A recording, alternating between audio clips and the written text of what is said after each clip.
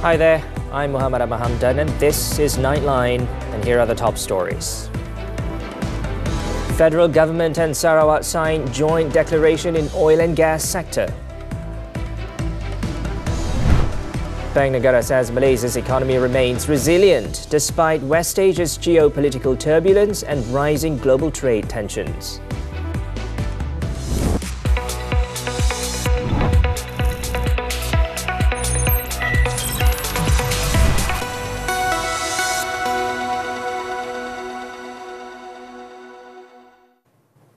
Good morning. We begin Nightline with this story. The Prime Minister on Wednesday outlined a bold strategic vision for ASEAN's next phase of growth, emphasizing stronger economic integration, trade expansion and cross-border energy connectivity as key pillars under Malaysia's ASEAN chairmanship this year. Datuk Seri Anwar Ibrahim said Malaysia is determined to drive ASEAN beyond its traditional role as a neutral platform towards becoming a more cohesive, values-driven force in the Indo-Pacific.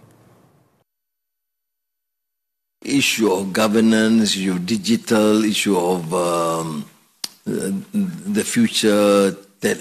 We have covered a somewhat comprehensive overview. What need to be seen or to be expected in ASEAN.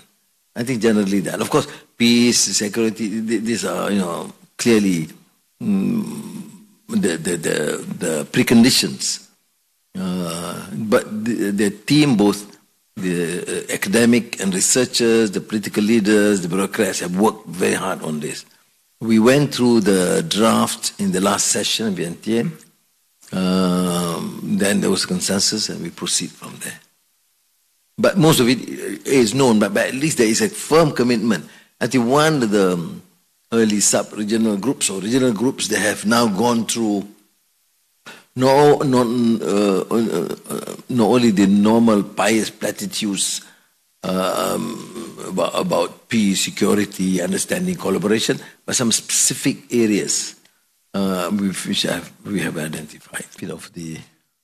He was responding to questions on the direction of the regional bloc amid growing global geopolitical competition at a briefing session related to the ASEAN Summit 2025 with editors-in-chief of local and international media at the Sri Perdana Complex in Putrajaya. Among others, Anwar highlighted the ASEAN Power Grid project, describing it as a major step forward in regional energy cooperation. Positioning Malaysia as a proactive leader in ASEAN, Anwar reaffirmed the government's commitment to redefining the regional bloc's global standing through pragmatic and values-based diplomacy. Also present at the briefing were Media Prima's News and Current Affairs Group Managing Editor Jaswan Singh, Deputy Group Editor and New Straits Times Group Editor Farah Naz Abdul Karim, and NCA Television Network's Group Editor Azhari Muhyiddin. Earlier in the day, Anwar said the federal government and Sarawak have formally signed a joint declaration establishing a mutual understanding concerning the roles of national oil company PETRONAS and state-owned petroleum Sarawak Berhad PETROS. Through the joint declaration, the Prime Minister stated that the new framework would not diminish PETRONAS's existing role, but would ensure PETROS's formal recognition and operational space within Sarawak. The understanding in principle was discussed earlier with Sarawak Premier Tan Sri Abang Johari Tun Uping, taking into account the parameters that recognise both the Petroleum Development Act 1974 and Sarawak's amended Distribution of Gas Ordinance 2016. Jadi persefahaman yang kita lakukan ini adalah memastikan pergerakan Petronas diteruskan dan peranan Petros di Sarawak diiktiraf. Dan kedua-duanya bekerja berganding bahu mengangkat martabat negara melalui industri minyak dan gas. He said this at a joint media conference with Abang Johari at the Putra Perdana building in Putrajaya on Monday. The Prime Minister described the agreement as a step forward in national and state development through cooperation between PETRONAS and PETROS. Anwar, who is also the Finance Minister, added that the federal government aims to establish Sarawak as the regional hub for the oil and gas industry in ASEAN. He believes this is a realistic and strategic move that will strengthen the nation's economy and enhance Sarawak's position. Meanwhile, Abang Johari expressed appreciation for the federal government's commitment. He said Petronas and Petros will carry out their respective roles in accordance with the provisions of federal and state laws. Alhamdulillah, kita telah dapat menyelesaikan masalah-masalah yang timbul dan hari ini ada joint declaration yang akan membawa persamaan dan pendekatan bersama di antara kerajaan Sarawak, khasnya Petronas dan Petros untuk mengusahakan bersama kegiatan-kegiatan minyak dan gas untuk kepentingan negara. His Majesty the Yang di-Pertuan Agong Sultan Ibrahim on Wednesday graced the Langkawi International Maritime and Aerospace Exhibition Lima 2025. The King arrived at the Mahsuri International Exhibition Centre at 10:15 a.m, where he was received by Defence Minister Datuk Seri Muhammad Khalid Nordin and Armed Forces Chief General Datuk Muhammad Nizam Jaafar. Accompanying him were his sons Tunku Temenggung Johor, Tunku Idris Iskandar, Tunku Panglima Johor, Tunku Abdul Rahman and Tunku Putra Johor, Tunku Abu Bakar. During the visit, Sultan Ibrahim toured several exhibition booths within the exhibition centre, taking time to view the latest maritime and aerospace technologies on display. Theme, Today's Innovation, Tomorrow's Achievements, this year's exhibition remains one of the largest maritime and aerospace exhibitions in Southeast Asia since its inception in 1991. Malaysia's economic fundamentals remain strong and resilient in withstanding the impact of geopolitical tensions in West Asia and global trade uncertainties. Bank Negara Malaysia Governor Datuk Seri Abdul Rashid Ghaffur revealed this to Buletin TV3 in an exclusive interview. According to Abdul Rashid, the economic growth projection will be finalised following the conclusion of ongoing tariff negotiations, while also factoring in the current economic and geopolitical landscape. Disebabkan oleh ada banyak faktor-faktor yang boleh menyokong pertumbuhan ekonomi negara, pada pandangan kita kesan ke atas ekonomi Malaysia, unjuran tersebut asal kita 45% hingga 55% ni akan bergerak sedikit saja, tak banyak insya-Allah perubahannya. He explained that the International Monetary Fund, or IMF, has also revised its global economic growth forecast downward, along with global trade targets.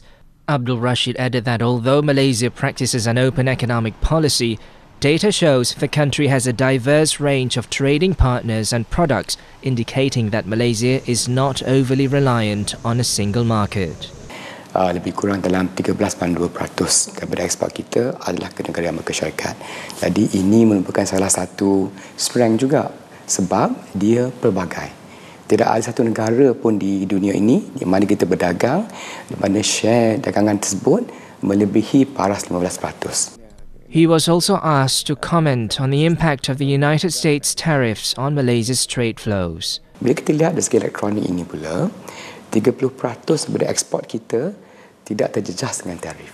Pertama, dari segi ekspor kita. Kedua, bila kita lihat dari segi elektronik ini juga, ia lebih tertumpu kepada contohnya semiconductor, peralatan optik dan juga saintifik dan juga jentera. Abdul Rashid explained that the government has the capacity to implement various policies to mitigate the impact of any tariff increases if necessary. The Immigration Department has raided a clinic that provided medical services to foreign nationals using the services of an unlicensed foreign doctor. The operation, dubbed Opserkap, led to the arrest of 6 individuals aged between 23 and 57. The operation was conducted on Monday and targeted premises located in Kuala Lumpur and Selangor. Immigration Director General Datuk Zakaria Shahban said those arrested included a Pakistani man known as Malik, who is believed to have been posing as a doctor. He was arrested with 3 Myanmar women suspected of being clinic assistants, as well as 2 women from Pakistan and India, respectively. The suspects were said to have committed various violations, namely overstaying, misusing visit passes, not having valid documents, and possessing United Nations High Commissioner for Refugees cards. Further investigations revealed that the clinic was offering health checks to foreigners at night for a fee of 90 ringgit per consultation. Those arrested have been detained at the KLIA Immigration Depot under the Immigration Act and the Immigration Regulations. A local man and a Filipino woman have been served notices to appear at the immigration office to assist with the investigation. And in a separate raid, the Immigration Department busted a syndicate falsifying immigration and identification documents in Kuala Lumpur. The syndicate was masterminded by a father and son duo who were picked up in an operation along Jalan Tuanku Abdul Rahman near Chowkit on Tuesday. Kuala Lumpur Immigration Director Wan Muhammad Saupi Wan Yusof said both men, aged 34 and 60, were arrested in the 7 p.m. operation. Premis ini menawarkan perkhidmatan untuk mereka yang hendak mendapatkan pas lawatan kerja sementara berbentuk e-pass yang mereka akan digunakan kononnya sebagai memegang pas yang sah oleh mereka yang bekerja di sektor pekerja asing. The syndicate's modus operandi included taking reservations online. The group charged between 60 and 140 ringgit to process each document, with each job taking less than a day to complete. Officers also seized several identification cards resembling MyKit, which appeared to be counterfeit. Moving on, encounters between humans and elephants have increased in recent weeks, with more elephants being spotted in human-populated areas. In Kelantan, 3 elephants entered the school compound of Sekolah Kebangsaan Chalil in Gua Musang on Tuesday. The incident was captured on video by residents who spotted the animals near the teachers' housing area. The elephants are believed to have entered the compound at around 3 a.m, damaging fences, coconut trees, oil palms and banana plants nearby. According to residents, the elephants have entered the village area more than 10 times already and destroyed crops grown by locals in the area. Meanwhile, in Perak, a herd of elephants went on a rampage and damaged a vehicle on the east-west highway in Gerik Jeli. In the 8:15 p.m. incident, a driver stopped his car upon spotting the herd crossing the road. However, the herd acted aggressively when a lorry overtook the car from behind while honking at the vehicle. 3 of the elephants then approached the victim's car, causing the driver and his passengers to flee the vehicle. No casualties were reported.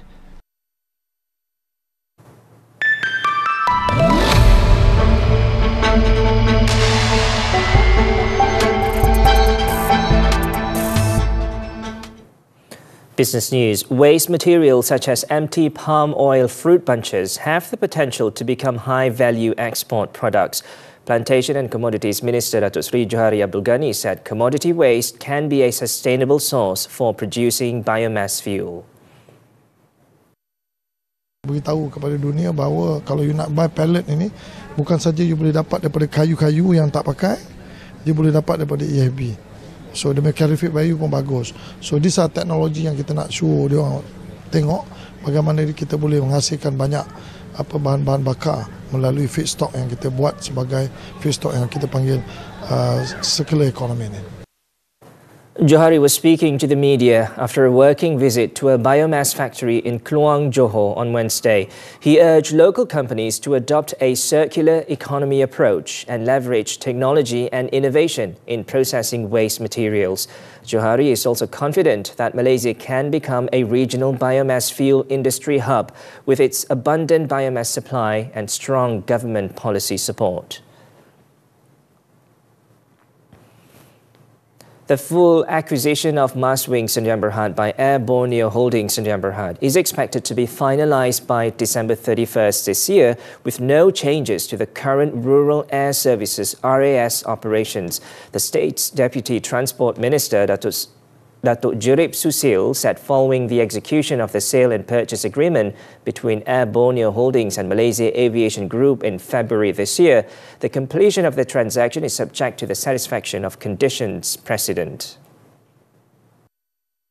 as the entire workforce of Maswings will be retained, their extensive experience in managing the rural air services operation will be leveraged to ensure continuity, operational stability, and service reliability throughout and beyond the transition period. He said in terms of operations, the period between the signing of the sale and purchase agreement on February 12th until 31st December is to allow for a proper and smooth transition of operations from Malaysia Aviation Group to Air Borneo. The Deputy Minister said despite the change in ownership, the RAS network for remote and underserved areas in Sarawak and Sabah is expected to maintain its current schedule, frequency and coverage. Britain suffered a bigger-than-expected inflation surge in April, prompting investors to bet on the Bank of England, slowing its already gradual pace of interest rate cuts. According to the Office for National Statistics, the annual inflation rate hit 3.5% in April, its highest reading since January 2024. The increase from 2.6% in March was the largest between 2 months since 2022, when price growth was rocketing above 10%. A Reuters poll of economists had forecast a rise of 3.3% in April, while the central bank expected last month's inflation rate to hit 3.4%. The data will add to unease over the outlook for Britain's economy, which grew strongly in early 2025 but is likely to slow down.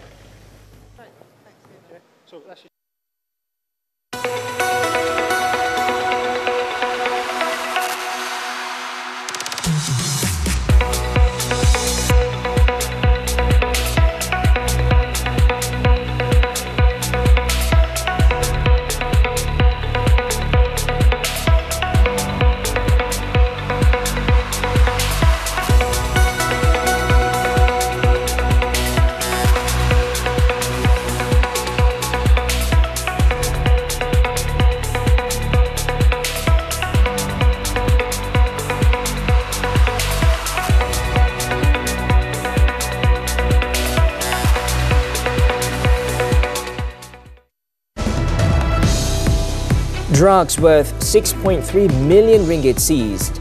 This and more after this break.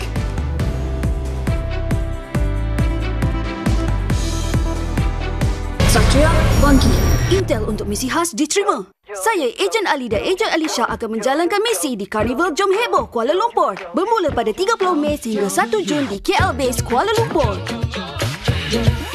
Pelbagai aktiviti menarik menanti anda. Temui kami bersama selebriti studio tonton drama sangat, pesta makanan, aktiviti sukan, belon udara panas, Jom Esports Championship, konsert Jom Heboh dan banyak lagi. Misi Karnival Jom Heboh bermula sekarang. Jom, jom, jom! Kalau kita tengok, nanti di padang mahsyar akan dipanggilnya seorang demi seorang. Bagaimana dia dikatakan Al-Quran itu menjadi penolong syafaat kita di akhirat kelak. Al-Quran itu akan menjadi syafaat, sudah pasti disebutkan di dalam beberapa hadis baginda Rasulullah. Dalam kehidupan ini, jangan jadi seperti mata keranjang, kerana keaiban itu akan memusnahkan diri kita sendiri suatu hari nanti.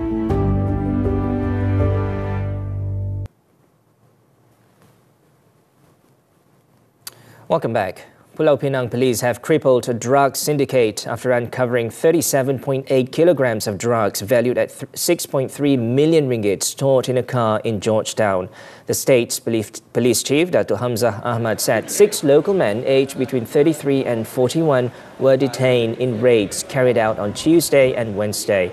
The suspects were tested positive for drugs. One of them had 16 previous criminal records, while 4 others had prior convictions.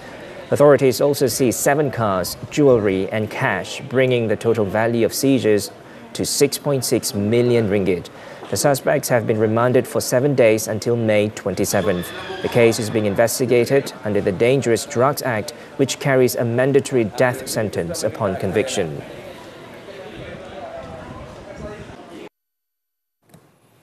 In Johor, 6 students from University Technology Malaysia UTM escaped unhurt when a bus they were travelling in caught fire in the university's campus grounds in Johor Bahru on Wednesday. The incident occurred near the electrical engineering faculty. The bus driver stopped the vehicle after hearing an explosion at the back of the bus and attempted to extinguish the fire but failed. A fire engine with 6 personnel arrived at the scene after receiving an emergency call at 9:58 a.m. The students and driver escaped uninjured. An internal investigation is ongoing to identify the cause of the fire, which was fully extinguished at 11:06 a.m.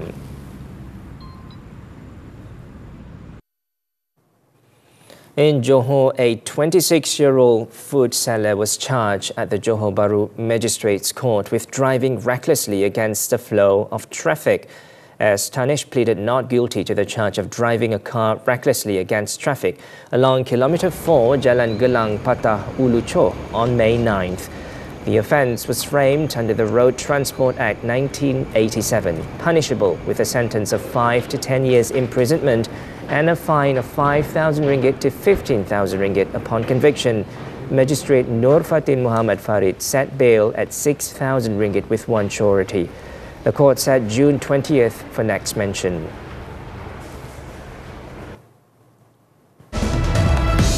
Gaza still waiting for aid. The details when Nightline returns.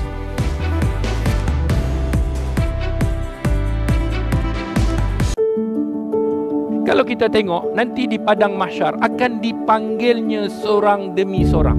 Bagaimana dia dikatakan Al-Quran itu menjadi penolong syafaat kita di akhirat kelak. Al-Quran itu akan menjadi syafaat, sudah pasti disebutkan di dalam beberapa hadis baginda Rasulullah. Dalam kehidupan ini, jangan jadi seperti mata keranjang, kerana keaiban itu akan memusnahkan diri kita sendiri suatu hari nanti.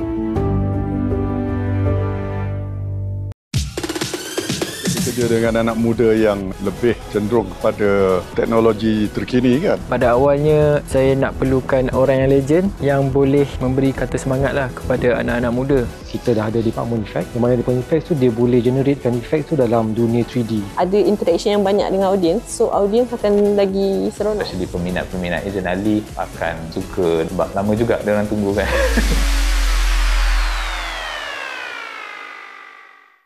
Wanita Hari. Ada orang kata memang dah biasa hidup berdikari, semua benda pun nak buat sendiri. Kadang-kadang bukan sebab nak, sebab terpaksa jadi terbiasa. Okey, kalau dalam peti sejuk ada sotong, masak apa sedap ya?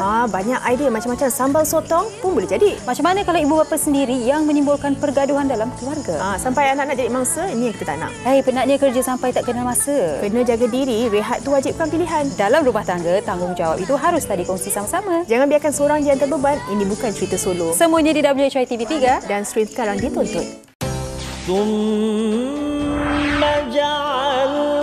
Mengada-ngadakan, contohnya letak tangkal. Kalau baby tu, kalau dia menangis nanti letak tali, nanti jin tak datang. Jadi ini adalah pendustaan atas nama Allah Subhanahu Wa Taala. Subhanahu Wa Taala amma yushrik. My Quran Time, Quran, Salat, Infaq.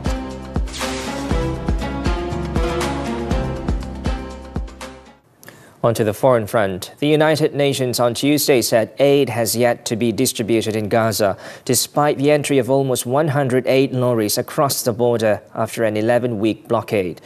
Its spokesman said that although the aid had entered Gaza, aid workers were not able to bring it to distribution points after the Zionist military forced them to reload the supplies onto separate trucks and workers ran out of time. Israeli officials said 93 trucks entered Gaza on Tuesday, carrying flour, medical equipment and pharmaceutical drugs. The UN team in Gaza, however, had to wait several hours for the military to allow them to access the area.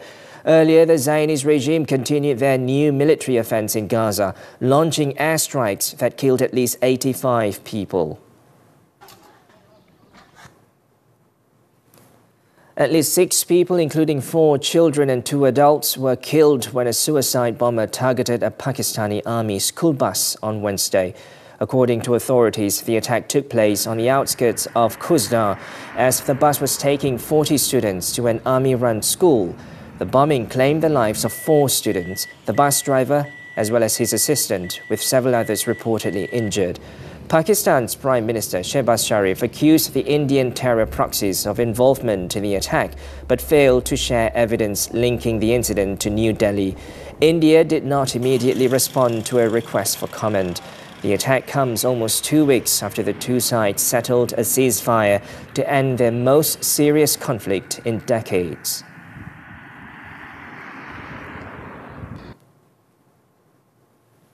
Australian authorities issued snap evacuation orders on Wednesday after heavy rain triggered flash flooding, cutting off entire towns and leaving residents stranded on the roofs of their homes. Rural towns in the Hunter and mid-north coast regions of New South Wales were the worst hit from the downpour, with rivers staying above danger levels. Australia's Bureau of Meteorology said some areas could receive up to 300 millimetres of rain over the next 24 hours, 3 times the mean total for this month. In the towns of Taree and Glenthorne, which sit along the Manning River, some residents were trapped on verandas and roofs, with emergency crews struggling overnight to access the area by boat or air.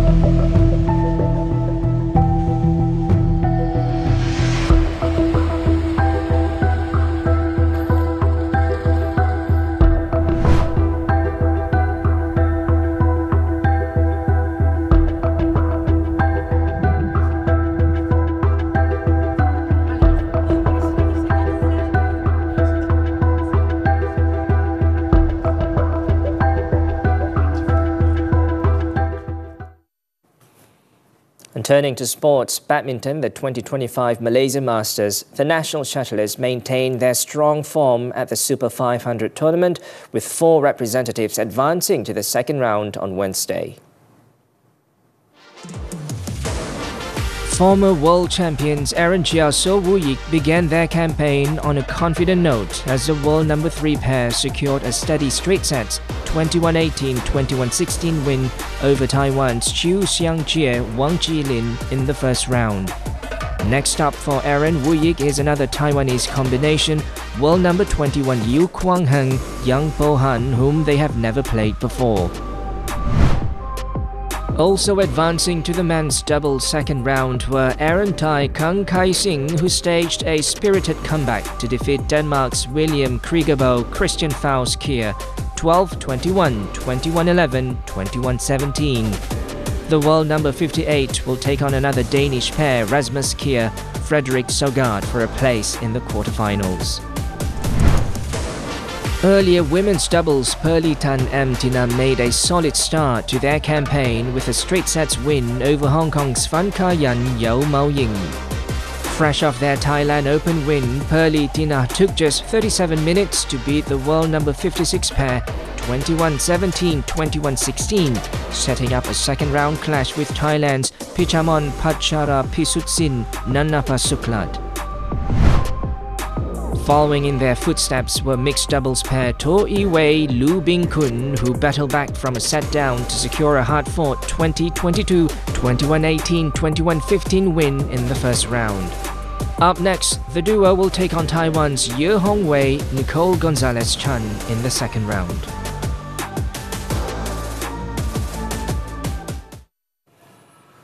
On to bowling, the 2025 USBC Queens in Las Vegas. National bowler Sin Lee Jane came agonizingly close to completing a historic triple crown on the Professional Women's Bowling Association PWBA Tour in the United States, but had to settle for second place on Tuesday.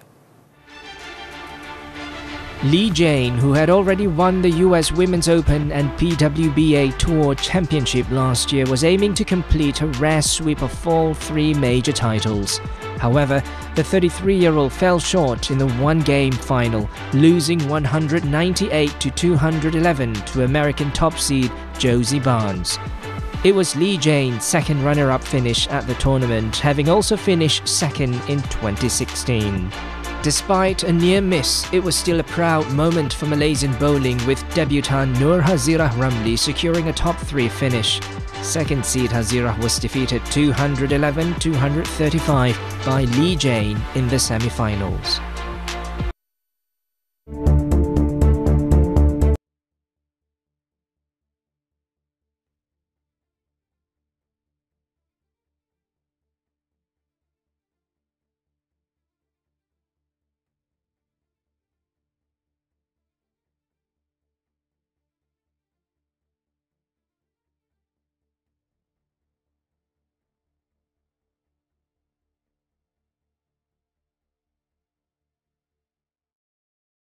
That wraps up this edition of Nightline. We leave you with visuals of the exhilarating action from the Margaret River Pro, where surfers push the limits with high-stakes performances to stay in the title race. With that, I'm Muhammed, Ahmad Hamdan. Thanks for watching and stay safe.